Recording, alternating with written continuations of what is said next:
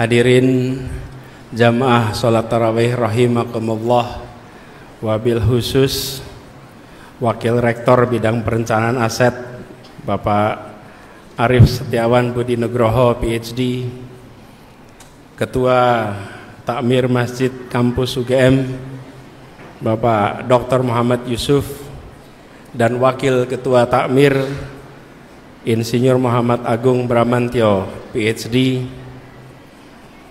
serta Imam Besar Masjid Kampus UGM Dr. Muhammad Nur MAG, Bendahara 1 Takmir Bapak Taufikur Rahman, dan Dekan Fakultas Psikologi UGM Bapak Rahmat Hidayat PhD, beserta seluruh jajaran takmir, dan yang saya hormati, saya banggakan, seluruh mahasiswa Universitas Gadjah Mada.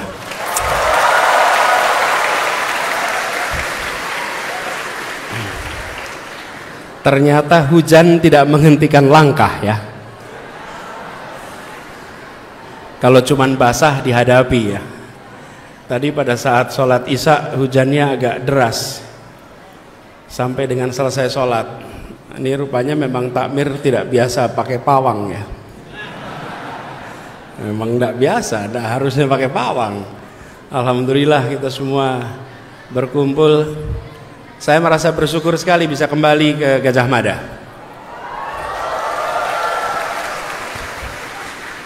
Ini bukan sekedar datang ke sebuah kampus, ini kembali ke kampung halaman. Ini kembali ke tempat dulu kita semua belajar di sini, dan terakhir 2 tahun yang lalu. Tahun lalu memang tidak ada undangan. Udah tahu kenapa ya? Agak sensitif pada tahun lalu. Sekarang sensitifnya sudah hilang, dan alhamdulillah suasana di sini terang benderang. Siapa bilang gelap?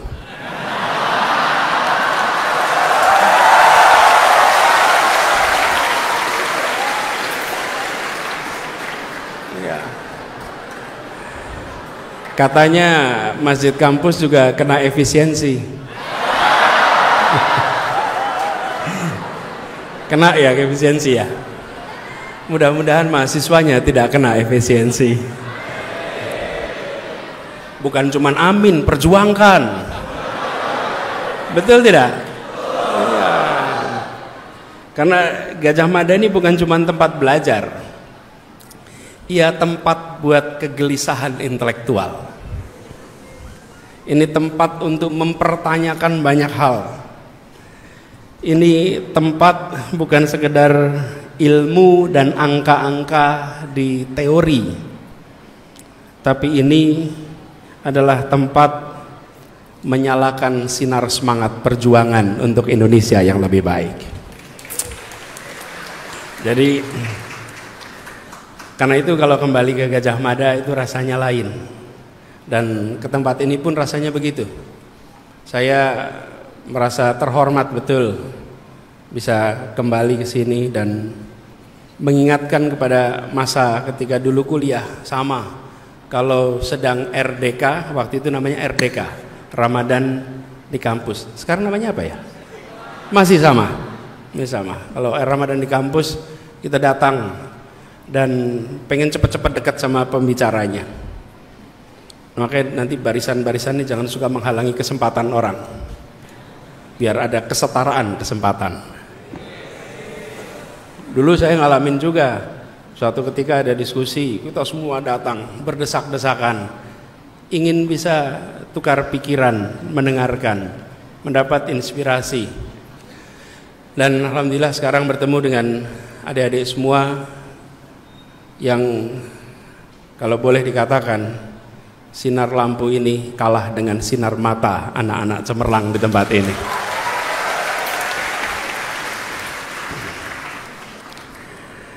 Teman-teman sekalian, saudara-saudara semua, saya datang ke sini dapat tugas berbicara soal infrastruktur pendidikan dan kualitas manusia. di hadapan saudara-saudara semua yang hari ini dapat kesempatan kuliah di Jogja.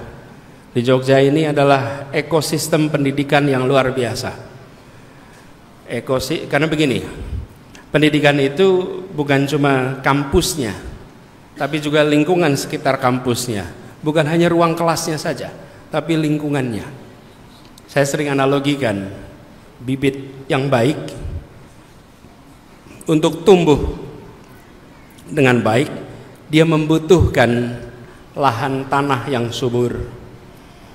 Lahan tanah yang subur dan bibit yang baik untuk bisa tumbuh berkembang perlu iklim yang sehat, iklim yang kondusif.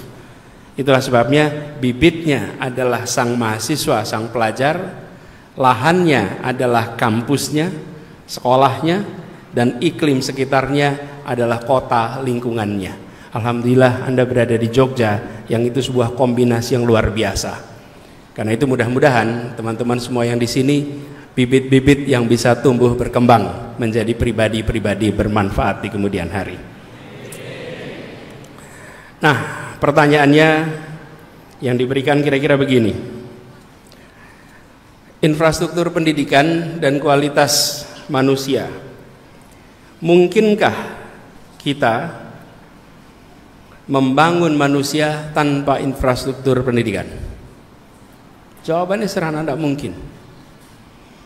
Tapi ketika kita bicara tentang infrastruktur pendidikan, maka jangan hanya menganggap infrastruktur pendidikan itu soal gedung, soal kampus yang megah, yang kokoh. Ketika kita bicara tentang infrastruktur, kita bicara tentang ruang yang menumbuhkan pikiran, ruang yang memberikan kesempatan untuk mimpi-mimpi berkembang, tumbuh inspirasi. Jadi ini bukan soal fasilitas fisiknya, tapi ini soal bagaimana fasilitas itu membuat imajinasi berkembang, kreativitas tumbuh, keberanian tumbuh, ketekunan, keteguhan tumbuh. Dan ini bukan sekedar gedung. Karena itu ketika kita berbicara tentang infrastruktur pendidikan, jangan sekali-sekali hanya membayangkan hard infrastructure, infrastruktur keras. Yang tidak kalah penting adalah soft infrastructure, infrastruktur lunak. Nah, infrastruktur lunak ini yang dibutuhkan. Apalagi kalau kita bicara tentang pendidikan seluruh Indonesia. Teman-teman sekalian, di Jogja dan di kota-kota besar lainnya, infrastruktur pendidikan relatif baik. Tapi begitu sampai ke daerah pedesaan, pegunungan, kepulauan kecil, maka kita akan menyaksikan infrastruktur yang sangat minim. Saya kebetulan dapat kesempatan tahun lalu untuk keliling Indonesia. Kegiatannya kampanye. Loh kok emang iya kampanye? Kegiatannya kampanye. Cuman tidak boleh masuk kampus waktu itu. Kegiatan saya kampanye, tapi dapat keliling. Apa yang terjadi? Saya merasakan keliling itu ketimpangan infrastruktur yang luar biasa. Dan ada ungkapan yang hampir ditemui di semua tempat. Paling aktif hadir dan menonjol di depan adalah ibu-ibu. Dan mereka selalu menyampaikan pesan yang konsisten dari satu tempat ke tempat lain. Sederhananya begini, Pak, anak saya pintar, bikin sekolah, beri beasiswa. Anak saya perlu pendidikan. Itu pesan konsisten dari satu tempat ke tempat lain, teman-teman sekalian. Dan ibu-ibu ini, mayoritas ibu-ibu yang mengatakan ini, itu di tempat-tempat yang minim infrastruktur pendidikan. Karena mereka tahu bahwa untuk bisa mengubah nasib masa depan keluarganya, anaknya harus dapat kesempatan pendidikan. Pendidikan adalah kunci, dan pendidikan adalah jalan menuju peningkatan kesejahteraan. Datang ke Gajah Mada, datang ke Jogja dari berbagai wilayah Indonesia untuk kuliah. Setelah kuliah, dia dapat kesempatan yang lebih baik. Makanya saya sering menyebut pendidikan tinggi itu eskalator sosial ekonomi. Kenapa disebut eskalator? Bedanya tangga dengan eskalator. Kalau tangga, kita harus menaiki tangga satu persatu. Kalau eskalator, tangga berjalan, kita naik di tangga itu tidak perlu mendaki, kita terbawa ke atas. Itulah eskalator. Dan pendidikan tinggi itu seperti eskalator sosial ekonomi. Masuk ke situ, terbawa ke atas. Nah, inilah imajinasi yang muncul di keluarga-keluarga di seluruh Indonesia. Saya sering membayangkan keluarga yang prasejahtera,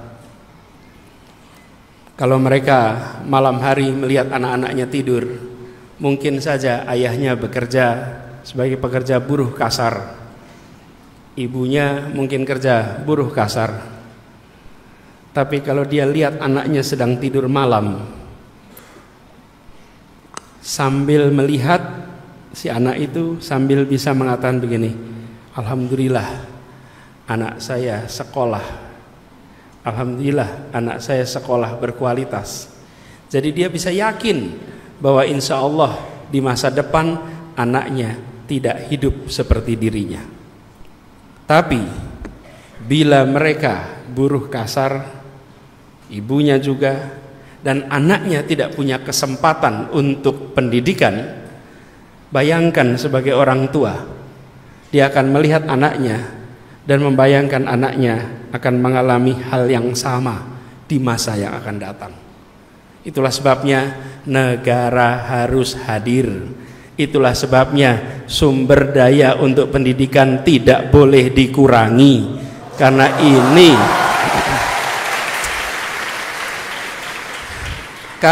ini adalah eskalator sosial ekonomi.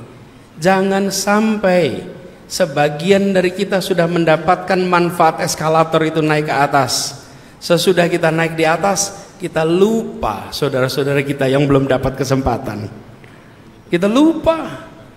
Saudara sekalian yang hari ini duduk di kursi-kursi pengambil keputusan, saya bisa jamin mayoritas kakeknya, neneknya buta huruf. Cek aja. Yang hari ini pengambil keputusan, tanya, kakeknya dulu buta huruf tidak? Neneknya, saya hampir jamin ya. Pada saat Republik ini merdeka, 95% penduduk Republik ini buta huruf. Dan mayoritas kita waktu itu seperti itu. Pendidikanlah yang mengubah, pendidikanlah yang menaikkan kesempatan itu. Nah, di mana letak infrastruktur pendidikan? Infrastruktur pendidikan, kalau pendidikan itu dianggap jalan, maka infrastruktur pendidikan itu aspalnya yang menghaluskannya. Nih, saya berikan penjelasan analoginya. Kalau ada jalan, tapi jalannya terjal, jalannya berbatu, jalannya penuh dengan hambatan, oke? Maka hanya mereka yang kuat yang bisa melewati jalan itu. Kuat secara apa? Kuat secara ekonomi, kuat secara sumber daya, dia yang bisa melewati jalan itu. Nih kalau ke jalan Kaliurang itu terjal, mendaki sampai ke atas sana, sebutlah dari Pakem naik ke atas itu mulai mendaki, maka hanya orang-orang yang terlatih dan punya sumber daya yang bisa menaikinya. Tapi kalau di situ dibuat jalan yang halus, yang rata, maka siapa saja akan bisa mendaki jalan itu. Itulah infrastruktur. Infrastruktur mensetarakan kesempatan.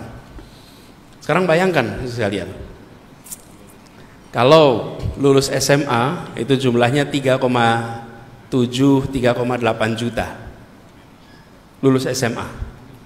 Pertanyaannya, ini buat teman-teman semua di sini yang sudah pada kuliah, ini kan termasuk lulusan 3,7 juta kan? Ini lulus SMA semua di sini ya? Memastikan saja.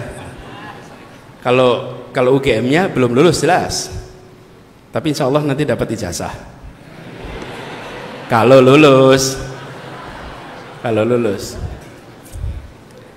Nah, teman-teman, 3,7, 3,8 masuk SMA. Yang masuk SD berapa? Datanya sekitar 5, ada yang menyebut 5,5, 5,6 karena data statistiknya tidak konsisten satu sama lain. Sebutlah 5,5 biar gampang hitungnya. Masuk 5,5 SD kelas 1, lulus SMA 3,7. Jadi yang hilang di jalan berapa, teman-teman? Dulu tes masuk kan di sini? Jadi kalau 5,5 kurangi 3,8 dah. Jadi berapa? 1,7. 1,7 juta pernah SD kelas 1, tidak pernah SMA kelas 3. Oke, per tahun. Kalau itu dibiarkan berjalan tiap tahun, maka dalam 10 tahun ada 17 juta anak-anak kita yang pernah SD, tidak pernah SMA. Ini dari yang SMA 3,8 tadi, yang lulus kuliah 1,8 juta. Jadi bentuknya seperti piramid, saudara-saudara sekalian. SD-nya banyak, SMP makin sedikit, SMA makin sedikit, kuliah makin sedikit. Nah, ini harus dibereskan dengan infrastruktur pendidikan. Dari yang bentuknya piramid dibuat tegak lurus. Jumlah bangku SD harus sama dengan bangku SMP. Bangku SMP harus sama dengan bangku SMA, SMK, sehingga setiap anak masuk kelas 1, orang tuanya yakin dia bisa selesai kelas 12. Ini yang dibutuhkan di negeri ini. Bila itu dikerjakan, maka insya Allah kualitas manusia kita akan bisa menjadi kualitas yang setara dan kompetitif dengan bangsa-bangsa lain di Republik ini. Kuncinya di situ, teman-teman sekalian. Nah, inilah tantangan yang kita miliki, dan itu semua membutuhkan keseriusan. Tidak bisa dikerjakan sendirian. Untuk ini bisa dikerjakan, harus ada kemauan melihat pendidikan sebagai investasi. Pengeluaran untuk pendidikan jangan dipandang sebagai biaya. Kalau dipandang sebagai biaya, maka dia mudah dipotong, mudah dikurangi, karena pengurangan biaya. Kalau investasi, sesuatu yang dikeluarkan yang nanti akan memberikan hasil. Jadi kalau kita ngurangin investasi, ya besok juga hasilnya akan berkurang. Karena itu pandang ini sebagai investasi. Dalam situasi apapun, kualitas manusia harus nomor 1 di dalam alokasi pembiayaan di Republik ini. Karena masa depan kita ditentukan itu. Nah, tapi pendidikan itu panjang. Prosesnya panjang. Dalam politik, seringkali pengambil keputusan inginnya membuat hal yang bisa difoto untuk pemilu berikutnya. Iya, inginnya dikerjakan cepat, sesegera mungkin, segera peletakan pertama, segera peresmian, supaya pada saat siklus pemilu berikutnya bisa ditunjukkan hasilnya. Dan itu memang boleh-boleh saja, tidak ada yang salah dengan itu. Kan memang kebijakan mau ditunjukkan pada publik, bukan? Tapi untuk urusan pembangunan manusia, waktunya tidak bisa 5 tahunan. Nggak bisa. Kalau ekonomi, infrastruktur bisa. Bikin jembatan 1 tahun selesai. Bikin gedung 1,5 tahun selesai. Gelanggang mahasiswa itu cepat selesai. Pangling soalnya. Gelap juga ya di situ.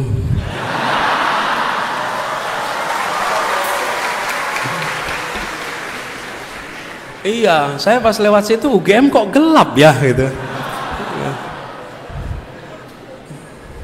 Awas loh kalau jadi hashtag UGM gelap gitu, nanti masalah. Iya. Padahal dulu di sini tuh cerah-cerah semuanya. Dulu warnanya oranye, bata. Dulu. Nah, membangun itu cepat. Membangun bandara cepat. Yang agak lama itu bangun ibu kota. Itu agak lama ini.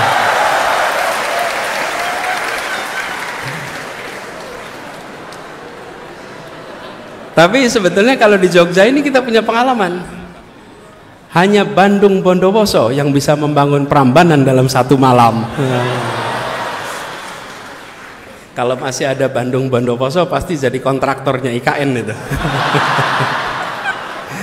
Selesai dalam 1 tahun ya, semalam ya. Oke, saya lagi bercerita apa tadi? Belok ke sana. Gini, jangkanya panjang kalau pendidikan. Kalau untuk bicara infrastruktur mesti cepat. Ekonomi pun cepat. Teman-teman sekalian, Anda tahu namanya World Economic Forum? Tahu ya? Lokasinya di mana itu? Amrik. Bagus sih berani ngomong, salah tapi. Lokasinya di mana? Davos, Swiss. World Economic Forum itu dilakukan setiap kapan? Setiap tahun. Setiap bulan Januari World Economic Forum. Pemimpin-pemimpin seluruh dunia, dunia usaha, dunia pemerintahan kumpul. Di situ mereka membahas apa yang akan menjadi rencana 1 tahun ini. Karena itu selalu dikerjakan di bulan Januari. Kalau organisasi namanya rapat kerja. Itu pada kumpul tuh, cerita tren terbaru ini, langkahnya ini, fiskalnya ini, moneternya ini. Itu cerita tuh situ. Berkumpullah semua di situ, tukar pikiran, tukar pandangan setiap tahun. Kalau World Education Forum tiap 15 tahun sekali. Oke. World Economic Forum setiap tahun. World Education Forum tiap 15 tahun. Jadi World Education Forum yang terakhir tahun 2015. Sebelumnya tahun 2000. Sebelumnya tahun 85. Sebelumnya tahun 70. Coba bayangkan. 70, 85, 2000, 2015. Dalam waktu berapa tahun tuh? 45 tahun, baru 4 kali. Setiap 15 baru ada lagi tahun 2030. Setiap mengambil keputusan ditunggu 15 tahun hasilnya. Itulah sebabnya kalau kita bicara tentang infrastruktur pendidikan, maka jangan harap dia muncul dalam statistik besok. Bahwa dikerjakan hari ini, maka akan muncul manusia-manusia luar biasa sebelum pemilu besok. Nggak ada. Nggak bisa. Kita akan bertahan dalam waktu yang panjang. Saya kebetulan ikut di dalam World Education Forum 2015. Waktu itu masih Mendikbud. Bikin kesepakatan, ikut bikin kesepakatan, pulang reshuffle.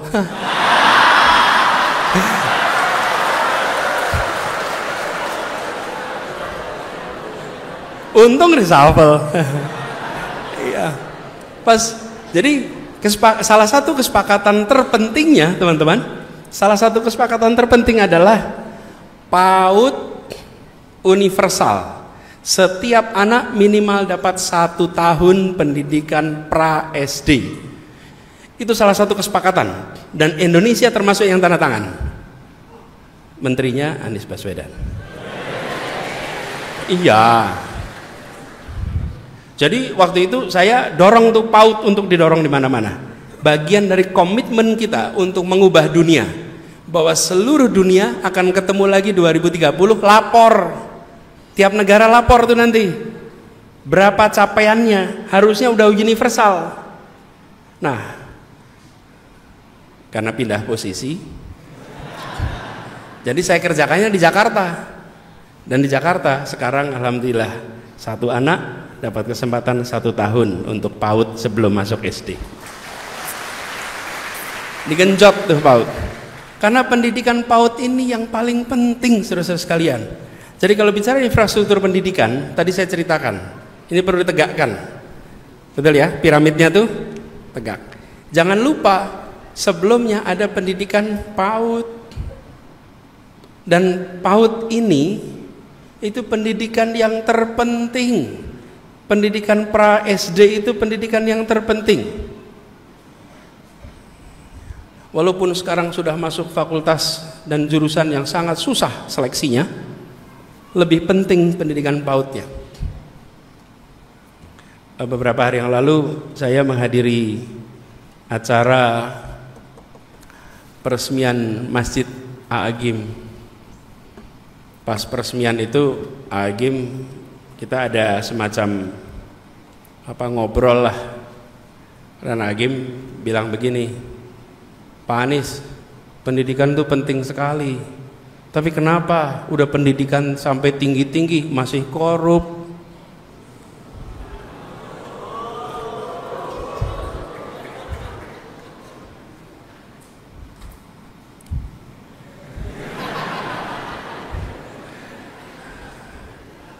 Ada yang cerita soal oplosan.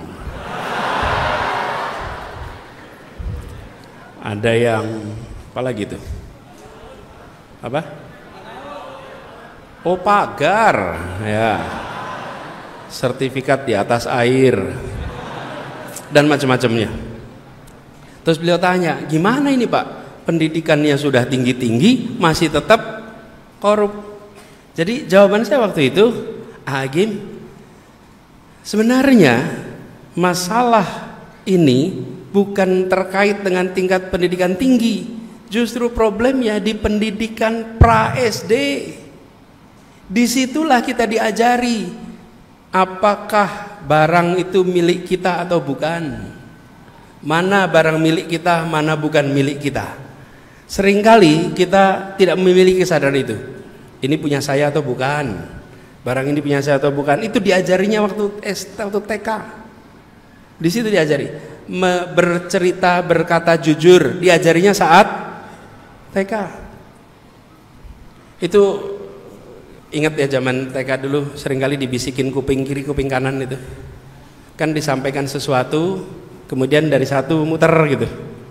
Kan dipastikan bahwa ternyata bisik-bisik kuping itu sampai.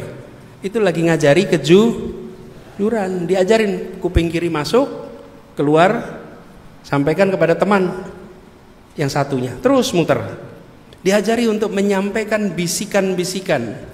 Ini bagian dari kejujuran. Ketika sampai kembali ke gurunya beda, gurunya tanya, siapa ini yang nggak jujur di sini nih? Siapa yang mengubah pesannya? Itu seluruh pendidikan di pendidikan usia dini. Dan usia dini yang paling dini adalah di dalam rumah, pendidikan keluarga. Jadi saudara-saudara semua di sini, teman-teman semua, alhamdulillah pendidikannya tinggi. Insya Allah nanti dapat pasangan yang pendidikan tinggi juga. Amin yang keras. Amin. Insya Allah pendidikan tinggi. Insya Allah yang soleh dapat solehah.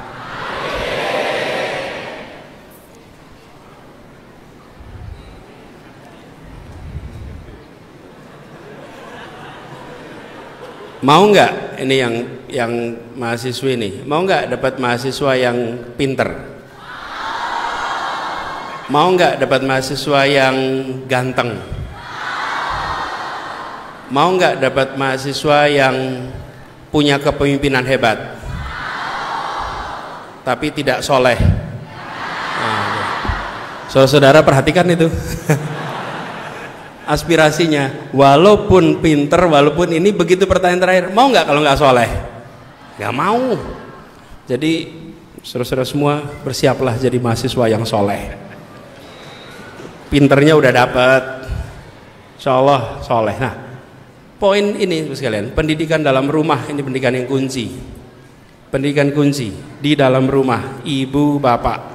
Pendidik terpenting yang paling tidak tersiapkan namanya orang tua. Itu pendidik terpenting yang paling tidak tersiapkan.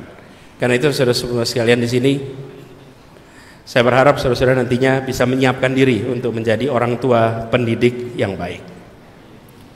Nah, meneruskan soal infrastruktur tadi, kita harus membangun lebih banyak PAUD TK di seluruh Indonesia. Dan itu artinya investasi, itu artinya alokasi.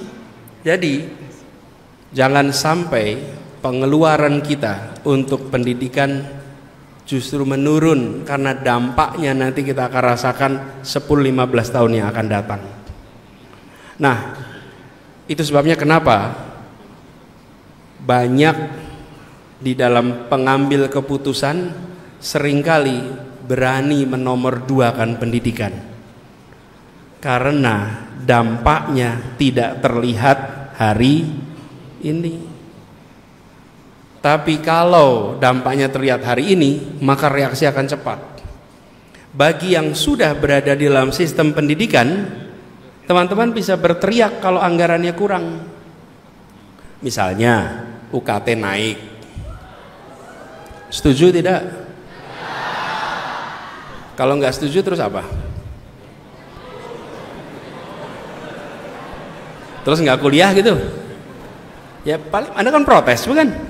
Nah, kalau kebijakan itu menyangkut yang sudah berada dalam sistem pendidikan, Anda akan bereaksi.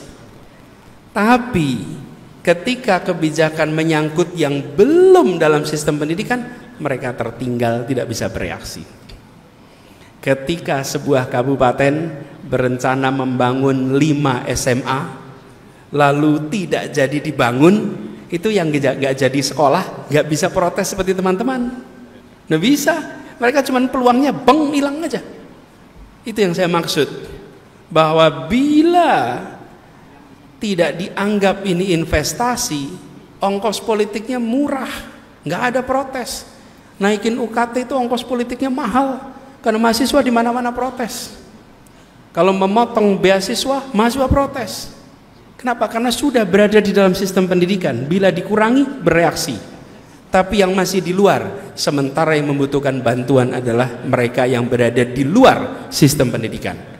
Karena itu penting sekali kita bukan hanya menyelamatkan yang sudah dalam sistem pendidikan, tapi mengajak saudara-saudara kita yang di luar untuk bisa dapat kesempatan pendidikan yang setara dengan yang lainnya.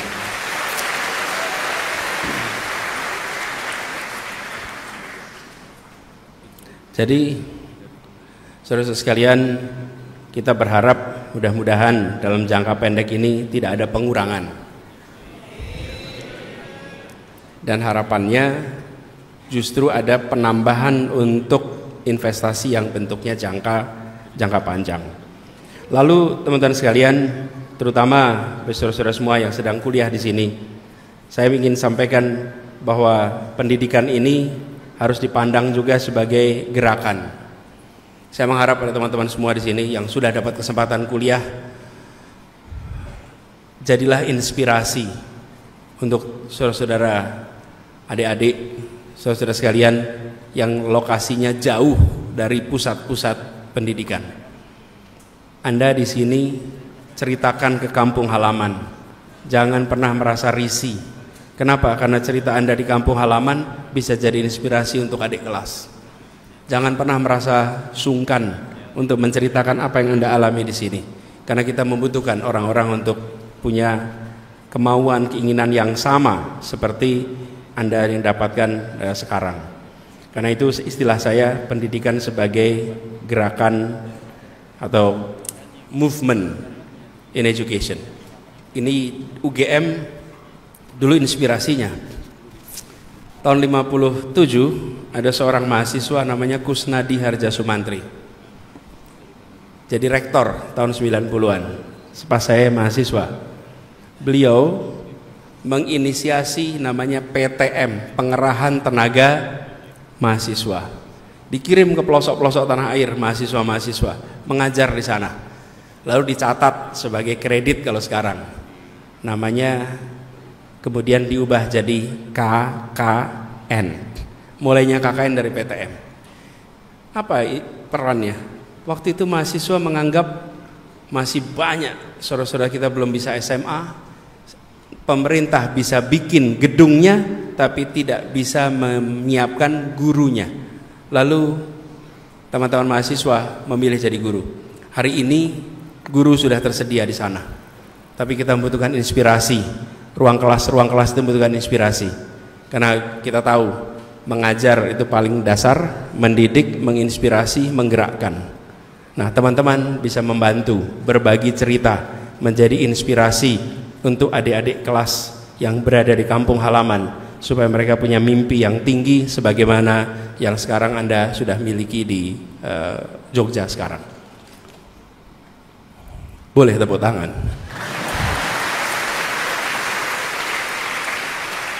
Iya, jangan suka ragu-ragu tepuk tangan. Dan teman-teman sekalian, ini upaya kita mendorong supaya lebih banyak lagi yang mengikuti rute yang kita miliki. Jangan sampai kita justru begini, saya kepengen jadi satu-satunya orang di kampung saya selamanya. Itu namanya menghambat. Dan kadang-kadang kita punya perilaku menghambat. Saya sering saksikan itu kalau di acara-acara penuh keramaian. Kalau lagi rame, sering banyak minta foto, teman-teman. Pak, foto pak, itu desek-desekan foto. Selfie foto. Dan kalau udah desek-desekan foto, kira-kira beberapa waktu nanti akan ada yang bilang, udah cukup, Pak Anies capek. Yang ngomong yang udah selfie. Kita itu sering punya begitu. Kalau kita udah dapat, kita nggak mikirin yang lain. Yang penting saya udah selfie. Habis itu Pak Anies capek, Pak loh. Sayanya nggak pernah ditanya. Siapa bilang saya capek? Dan kalau udah selfie gitu, kadang-kadang saya sering ambil HP-nya karena tidak semua orang tahu bagaimana meletakkan posisinya. Udah di sini saya ambil aja sering. Nah, sering kali saya ambil, saya pasang begitu. Begitu pencet, 10 detik. Masya Allah. Masalah baru lagi itu, menunggu 10 detik. Tapi pesannya sekalian, pesannya adalah bagaimana kita yang sudah mendapatkan kesempatan membuka dan menginspirasi yang lain untuk punya kesempatan yang sama. Teman-teman sekalian, senang sekali bisa sama-sama di sini. Tadi disampaikan katanya boleh tidak monolog, boleh dialog. Jadi kalau ada yang mau bertanya, silahkan.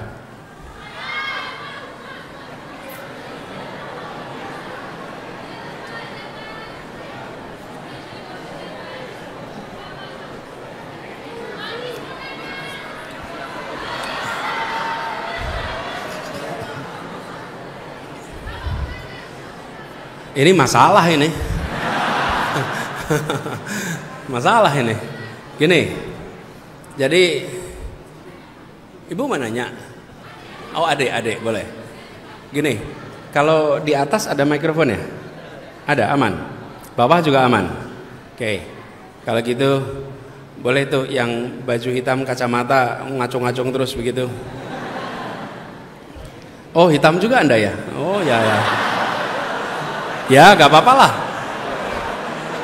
GR tidak dilarang. Gak apa-apa. Ya, tenang. Yang satunya tadi yang sudah merasa itu boleh mendekat aja, biar nanti ngantar mikrofonnya gampang. Lalu, ya, adik di sini nih.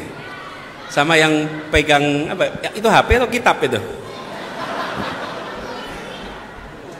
Ya. Ya, bentar.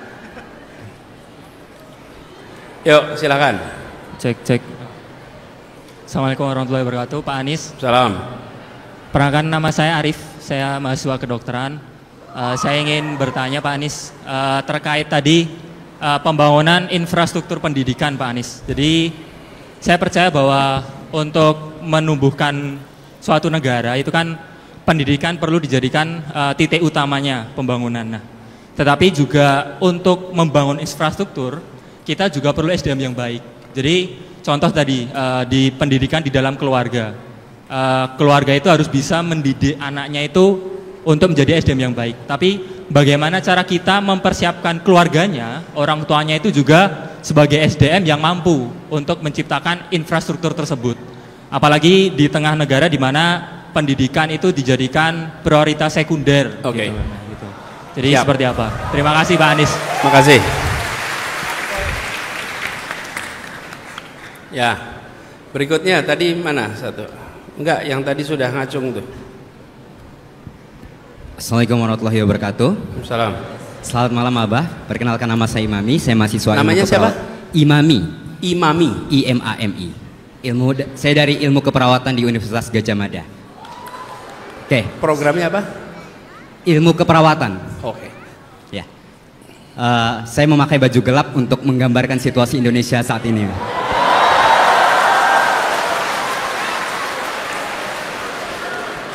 Pada acara Desak Anies Yogyakarta tahun lalu, saya pernah menuliskan surat yang saya berikan langsung kepada Bapak.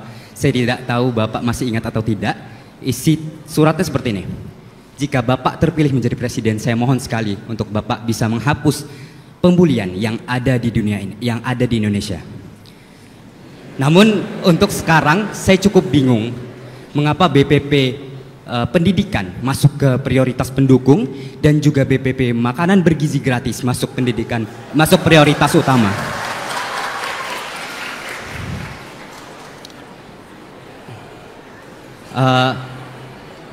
Menurut Pak Anies, apakah dengan soft infrastruktur tadi itu bisa mengatasi masalah sosial? Menurut saya masalah pembulian ini masih disepelekan di mata masyarakat. Ya, oke. Menurut Bapak Anies, apakah soft infrastruktur ini bisa mengatasi masalah sosial tersebut karena dapat menghambat karakter dan juga menurunkan kepercayaan diri para siswa? Terima kasih Pak Anies. Ya, siap. Cek. Oke. Sebelah Yang sini Pak. tadi mau tanya di mana? Sebelah sini Pak. Oh ya. Selamat malam Pak Anies, perkenalkan nama saya Ara Adisti. Jadi Pak, siapa? Ara Adisti Pak. Ana Adisti. Ara. Oh ya. Ara. Pak, bercanda. Oke. Jadi gini Pak, saya nih sebenarnya tadi seperti yang Bapak sampaikan bahwa setiap dari kita tuh bisa menjadi lentera sendiri di dalam dunia pendidikan. Nah, beberapa tahun yang lalu saya bersama teman saya itu kita punya semacam inisiasi bagaimana anak-anak yang kami pernah punya privilege untuk belajar lebih, tapi yang di luar sana belum pernah. Jadi sehingga kami membuka sebuah bimbel di mana orang-orang bisa bayar seikhlasnya dan apa yang kami dapatkan ini bisa kami kembalikan ke masyarakat, misalnya kelas gratis ataupun coaching gratis.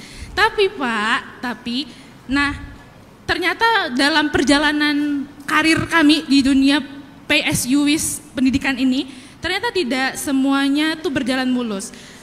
Apakah tidak sesuai dengan apa yang kami harapkan yang terjadi di lapangan? Apakah karena ini mungkin bisa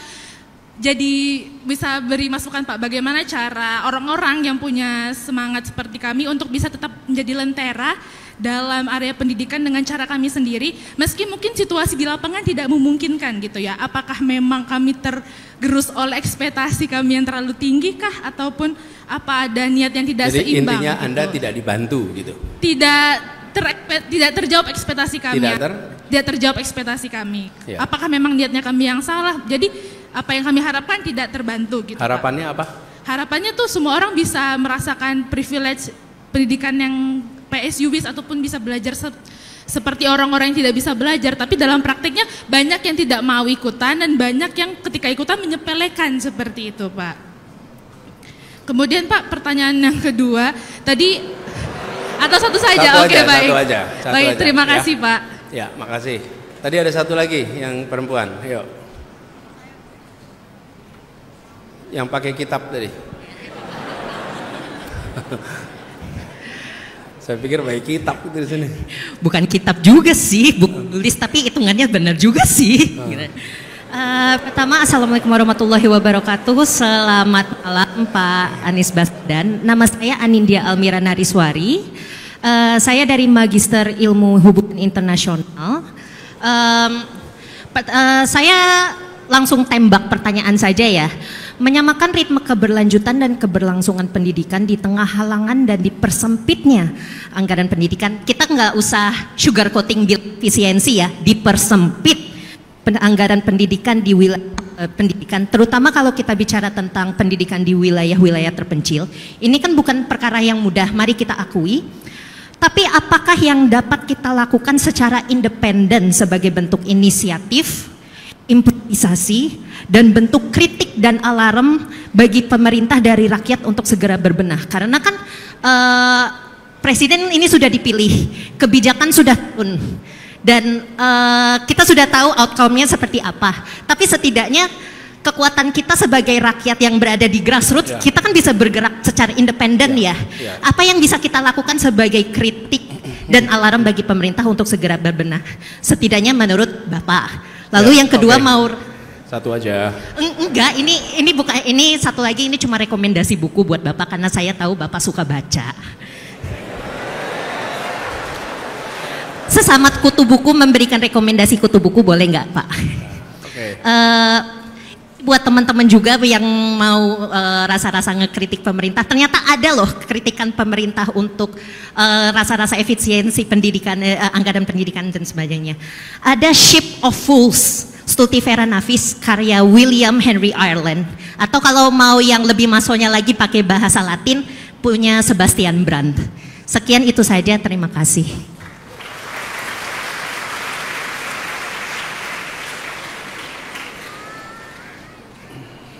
Namanya sekali lagi siapa Mbak? Anindya Almira Nariswari. Anindya. Oke, makasih. Kelihatannya baru dari sini, dari situ. Dari sini ada nggak nih? Oke, Anda boleh.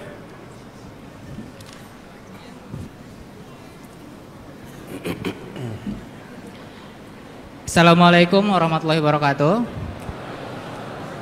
Yang saya sayangi dan kami sayangi Abah Anies. Saya ingin bertanya tentang, tadi Abah juga sempat nyenggol investasi dan pendidikan. Ya, apakah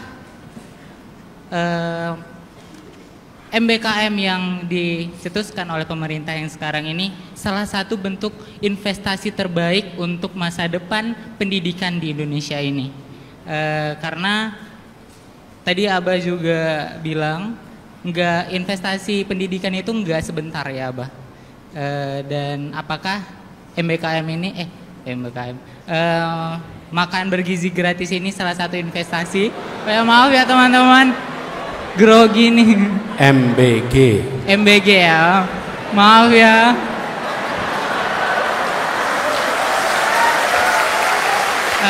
MBG ini salah satu investasi pendidikan yang terbaik untuk yang sekarang ini. Menurut saya ini tidak ya.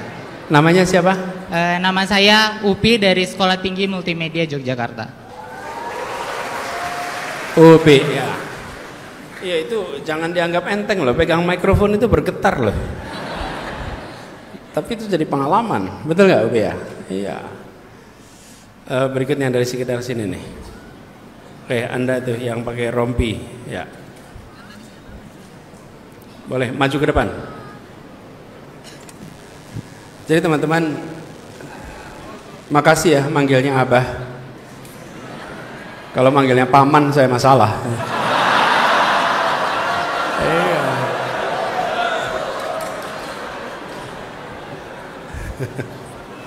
Assalamualaikum warahmatullahi wabarakatuh. Waalaikumsalam. Kebetulan saya bukan mahasiswa, belum. Nama saya Muhammad Danis Anggoro, dipanggil Danis. Saya dari SMA Negeri 1 Kalasan.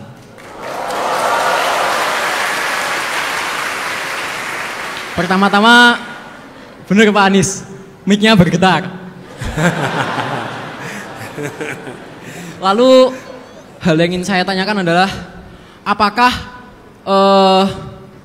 fakta bahwa pendidikan itu butuh waktu yang sangat lama. Tadi Pak Anies bilang sekitar 15 tahun itu menjadi salah satu faktor di mana pemerintah sekarang itu berlaku seperti ini, kebijakannya yang dilakukan seperti ini. Jadi apakah itu adalah menurut Pak Anies, oh ini hasil dari pendidikan 15-20 tahun lalu yang mungkin belum memadai, begitu Pak Anies? Terima kasih, wassalamualaikum warahmatullahi wabarakatuh. Denis, kamu kelas berapa? Kelas 11.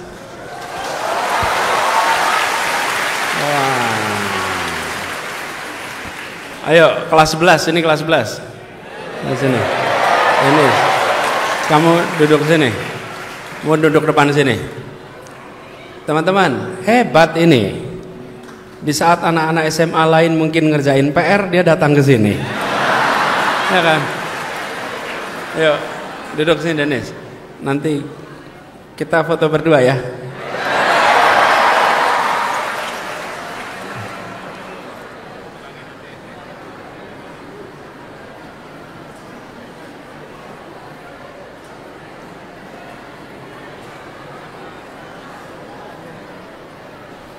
Ya, ya, teman-teman sekalian, ini udah banyak nih pertanyaannya nih, Bung Arif, bagaimana mempersiapkan keluarga yang nanti siap mendidik ya, kira-kira begitu. Ini dari Fakultas Kedokteran. Ya, Anda cari jodoh yang tepat. Anda cari istri yang mau sama-sama mendidik.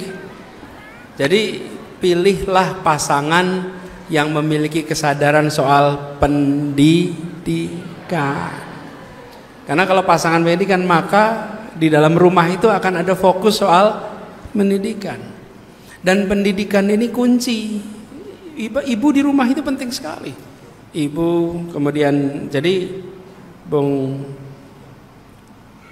Arif ya, Bung Arif, Anda walaupun punya visi macam-macam, tapi kalau di rumah tidak ada pasangan yang bisa mengeksekusi, itu sangat berat. Jadi mumpung di kampus, Anda mulailah. Loh, ini nasihat serius ini.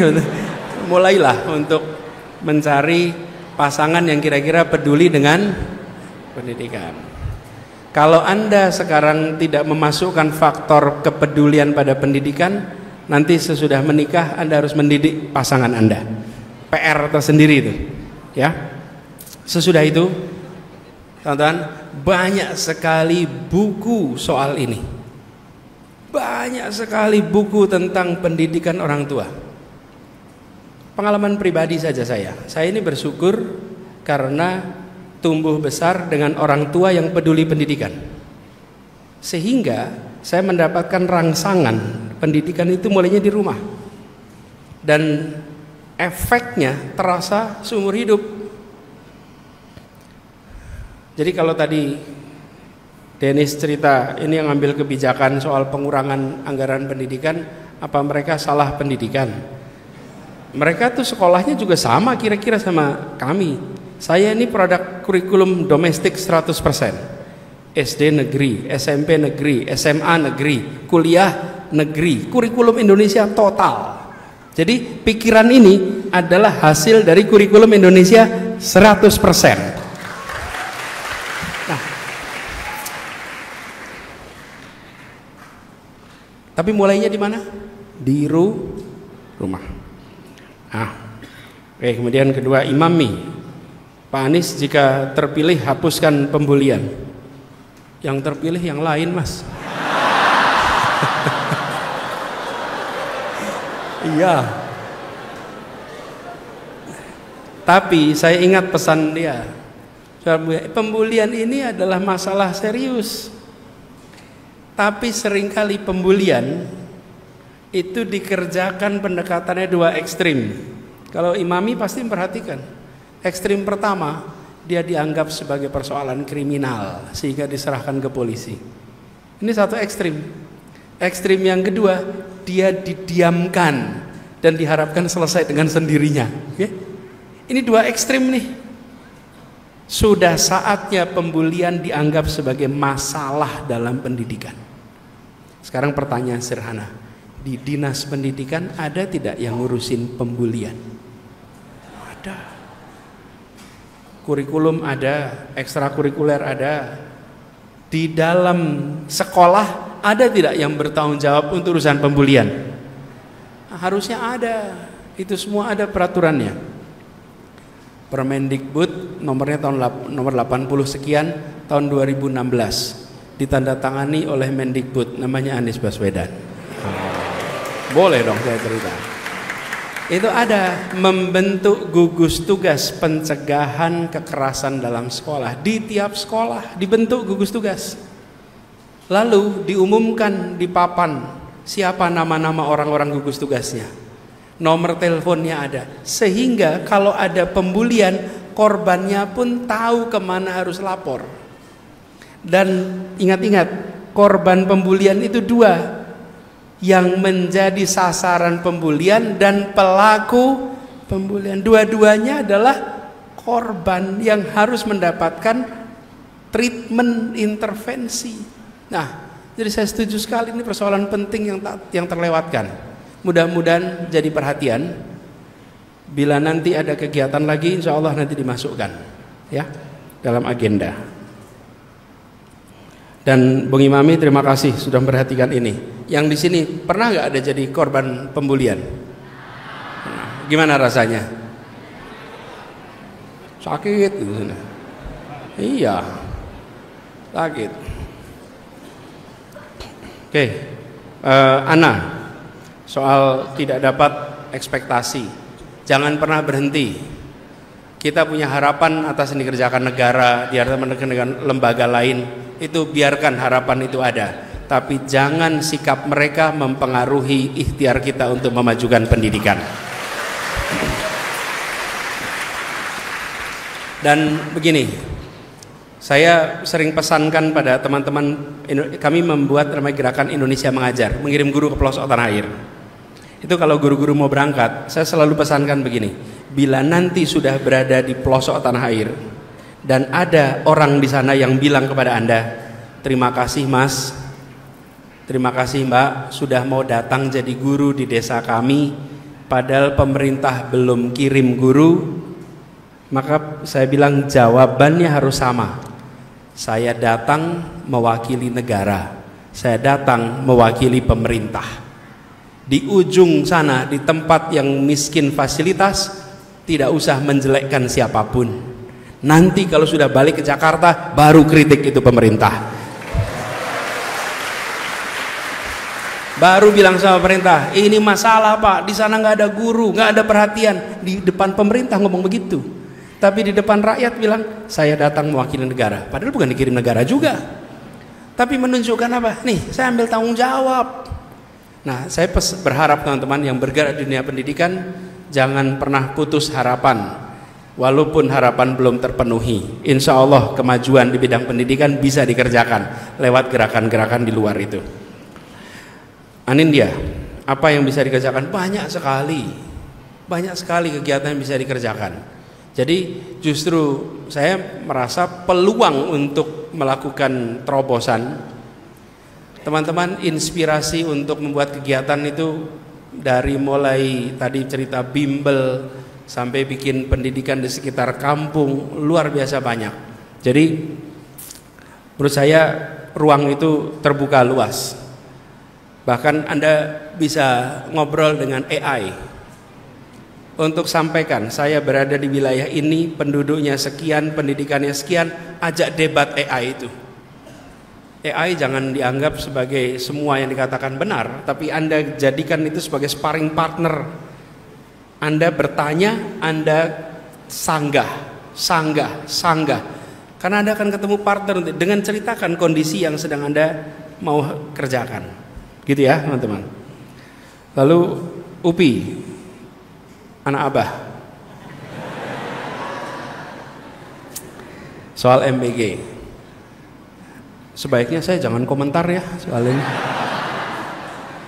Kan udah jelas pemenangnya siapa kan. Jadi yang penting program ini terlaksana dengan tanpa ada masalah. Kita doakan lancar. Nah, cuman pendidikan itu bukan soal makan. Betul tidak? Ya. Tapi bahwa kalau sudah direncanakan memberi makan, ya diberikan. Tapi isi pendidikannya jangan kelewat. Karena isi pendidikannya justru penting. Dan saya melihat kita perlu untuk memastikan jangan sampai kita salah fokus bahwa memajukan pendidikan bukan sekedar soal kesehatan dan gizi anak, tapi soal proses belajar mengajar di kelas. Nah, ini kemudian Dennis yang SMA tadi. Saya dulu pernah merasakan seperti Dennis. Saya SMA-nya SMA 2. Seringkali kalau di Gajah Mada ada seminar, saya absen ikut seminar, ikut diskusi di Wisma Kagama. Dan di seminar diskusi itu nggak seperti ceramah taraweh. Kalau ceramah taraweh malam, nggak ada ceramah taraweh siang. Efeknya apa? Dia datang nggak pakai seragam.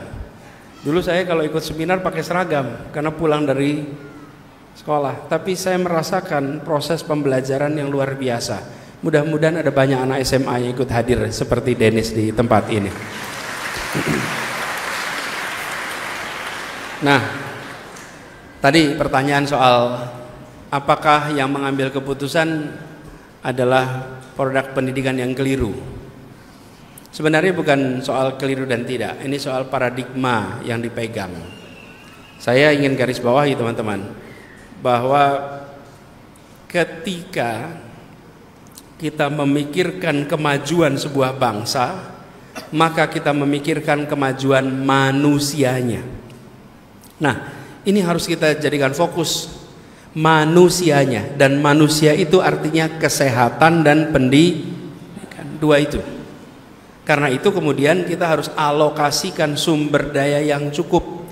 Dan teman-teman, semua bangsa yang hebat adalah bangsa yang fokus pada investasi pendidikan. Nah, proses politik kita seringkali tidak memberikan reward kepada yang berpandangan begini. Karena seringkali kita menuntut segera ada hasil yang bisa difoto. Kalau segera hasil bisa difoto, ya memang kalah ini. Kalah. Karena itulah kita berharap mudah-mudahan makin banyak pemilih kritis, makin banyak pemilih yang rasional, yang membandingkan isinya. Karena kalau tidak, kita akan selalu berhadapan dengan situasi seperti sekarang ini. Nah, saya yakin teman-teman di sini melihat pemilu juga dengan sikap yang kritis, pilpres dengan yang kritis.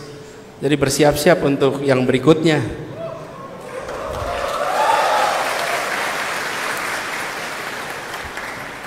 Jangan kita kemudian merasa, wah kalau udah ada keputusan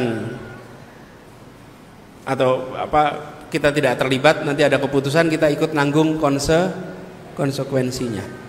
Nah, lalu apa yang bisa dikerjakan? Teman-teman sekalian, mahasiswa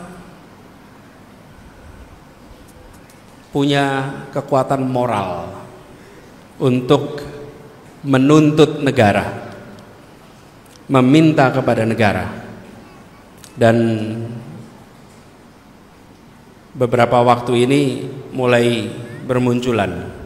Jadi menurut hemat kami, bila teman-teman menyaksikan ada kebijakan yang berbeda dengan garis konstitusi, jangan terlewat dan jangan gentar untuk memberikan kritik.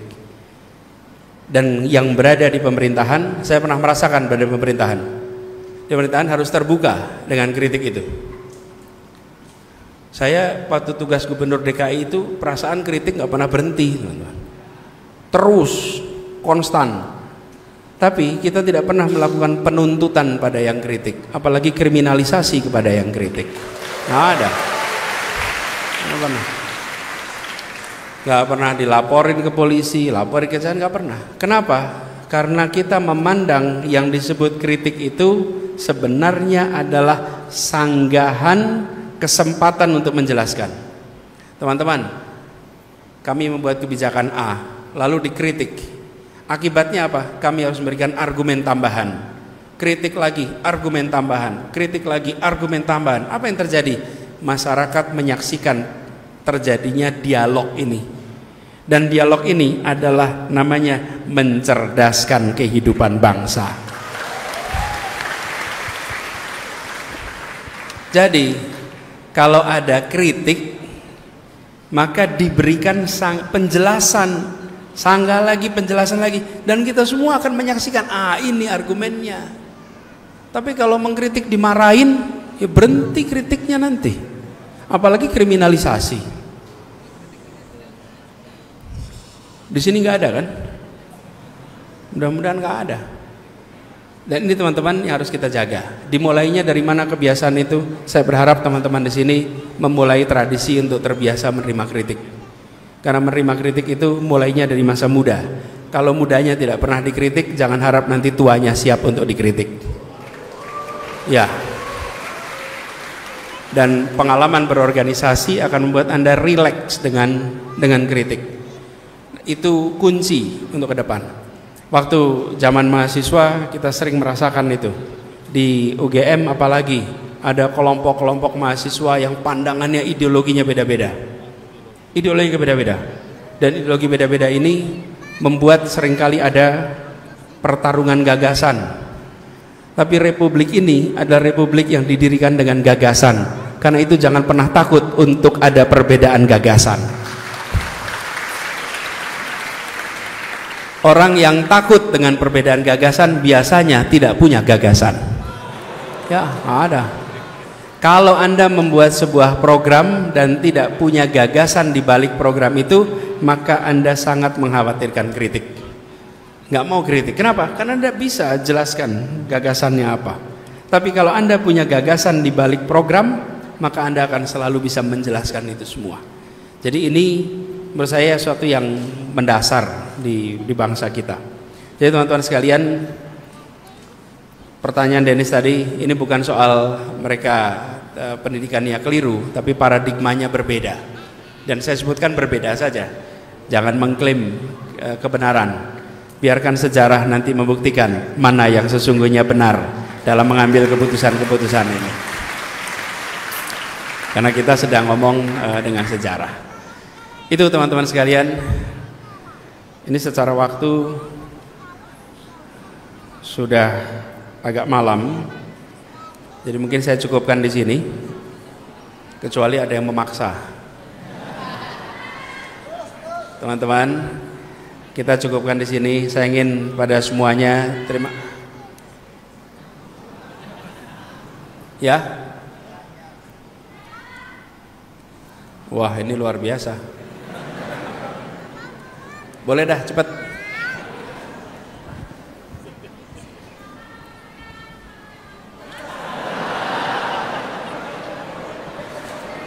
Itu nyali itu. Nyali itu. Yuk.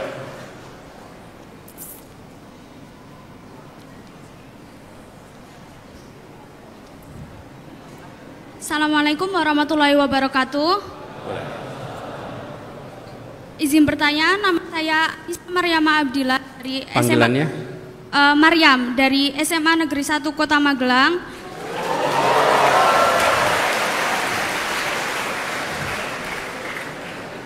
Seperti yang kita ketahui, kondisi di Indonesia sangat porak-poranda dan umumnya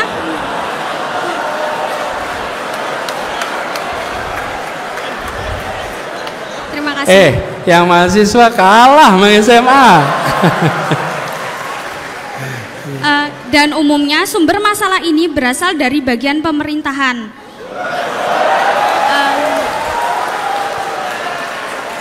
Namun Apakah masalah yang terjadi hanya dari pusat pemerintahan, tidak berasal dari pola pikir masyarakatnya? Jadi, bagaimana cara mengajar atau mengajak masyarakat untuk berpikir agar kita bisa menjadi bangsa Indonesia menjadi bangsa yang lebih terdidik, tidak hanya untuk generasi muda, tapi juga untuk generasi tua yang sudah terlambat belajar. Terima kasih.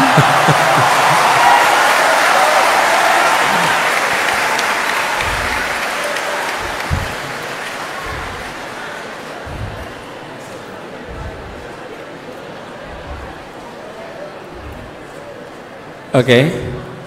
Sudah. Jadi pertanyaannya bagaimana cara mengajar atau mengajak masyarakat untuk berpikir agar kita menjadi bangsa Indonesia yang memiliki ya. Wah, top betul Anda ini. Oke, makasih Mariam. Kelas berapa Mariam? Kelas 10. Kelas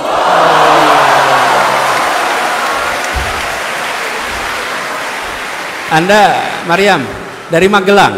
Iya. Naik apa ke sini? Saya sama kakak, tapi kakak lagi kerja. Jadi naik apa? Motor. Naik motor? Iya Pak. Di boncengan naik motor? Iya. Dari Magelang? Iya. Khusus untuk hadir di sini? Iya. Masya Allah. Taunya kegiatan ini dari mana? Dari kakak juga. Saya punya 2 kakak, yang satu yang ngantar saya ke sini, yang satu itu yang ngasih tahu tentang acara ini, cuma beliau lagi nggak bisa datang karena lagi sakit. Oh ya, oke. Makasih Mariam, tepuk tangan buat Mariam. Terima kasih. Mariam, nanti turun ke bawah ya. Siapa? Nanti kita ketemu ya. Oke. Dah ya, cukup. Ini pertanyaan terakhir dari Mariam ini menyatakan bahwa Indonesia banyak masalah dan masalahnya sering dimulai dari pemerintah. Untung lagi nggak di dalam pemerintah ya.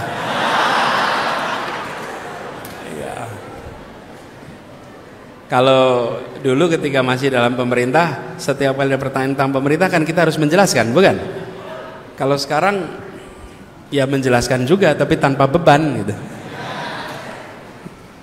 Nah, pertanyaannya bagaimana mengajak? Begini teman-teman sekalian, kita jalan saja dengan rencana. Mariam punya rencana, kita semua punya rencana.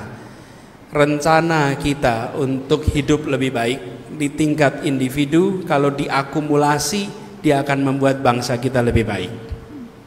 Jadi, walaupun di pemerintahan ada masalah A, B, C, D, F, G, pastikan kegiatan Anda masing-masing adalah kegiatan yang baik, kegiatan yang produktif, kegiatan berikan manfaat, karena itu membuat akumulasi kebaikan. Jadi pesan saya itu. Nah, nanti kalau ada pemilu lagi, pilih yang benar. Ya, untuk ini bukan pilpres aja, DPRD. Kan DPRD di kabupaten, kota, DPR RI, pilkada, gubernur, wali kota, bupati, manfaatkan kesempatan itu. Dan di sini indahnya demokrasi. Demokrasi itu membatasi lingkup wilayah kekuasaan, dibatasi dan dibatasi durasinya. 1 periode maksimal 2 periode itu dibatasi. Dan ini diikat dengan konstitusi, inilah demokrasi. Sehingga ketika rakyat salah pilih, ya 1 periode.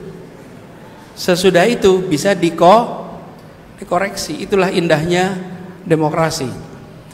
Karena itulah penting bagi kita untuk rasional. Jadi buat Mariam, untuk masyarakat, Anda ajak kegiatan kebaikan.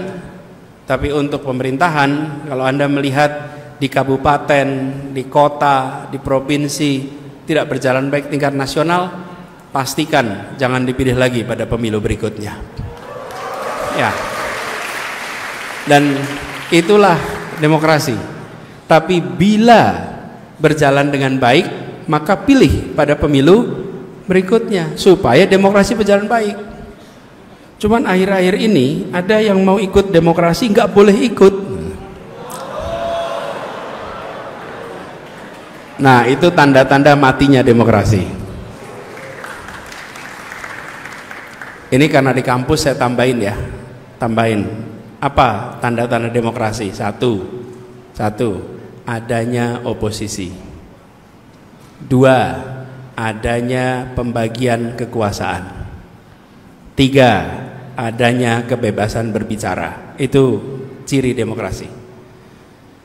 Kalau oposisi ditiadakan, maka demokrasi melemah. Kalau legislatif, yudikatif jadi mengalami eksekutifisasi, nah itu demokrasi lemah. Bila kebebasan berbicara ditahan, maka demokrasi akan lemah. Nah, mahasiswa punya tugas menjaga tiga ini supaya tetap hidup.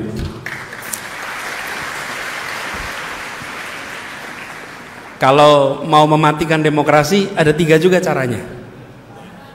Hah? Udah dipraktekin. Ini jangan dikasih tahu kata, udah dipraktekin. Satu,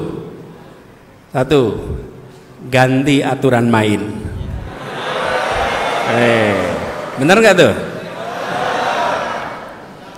Yang kedua, singkirkan lawan dari pertandingan. Jangan sampai ikut pertandingan. Yang ketiga, kuasai wasit. Nih, jadi kalau mematikan demokrasi tiga itu, diingat-ingat ya. Diingat-ingat bukan untuk dipraktekkan. Ini diingat-ingat untuk melihat tanda-tanda. Satu, aturan main diubah. Yang kedua, singkirkan lawan supaya jangan ikut pertandingan. Di Jakarta udah pernah terjadi itu. Terus yang ketiga, wasit dikuasai. Udah, kalau udah begitu selesai. Pertandingan menjadi teater. Oke? Nah, ini teman-teman tiga ciri demokrasi, teman-teman bantu jaga. Dan tiga ciri-ciri mematikan demokrasi, teman-teman bantu cegah. Mahasiswa menjadi kekuatan untuk menjaga demokrasi dan mencegah matinya demokrasi. Oke. Teman-teman sekalian, terima kasih pada seluruh hadirin semua di sini yang sudah hadir menyempatkan waktu. Senang sekali bisa kembali ke Jogja. Gini, namanya siapa? Willis, insya Allah pada tahun depan saya kesini, insya Allah Anda boleh tanya, ya? Iya, nggak apa-apa, next time.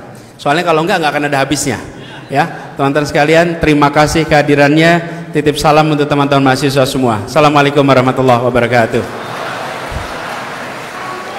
Ini kalau ada yang mau bersalaman nggak apa-apa, nggak usah dicegah, ya, biar bisa ketemu, nggak apa-apa.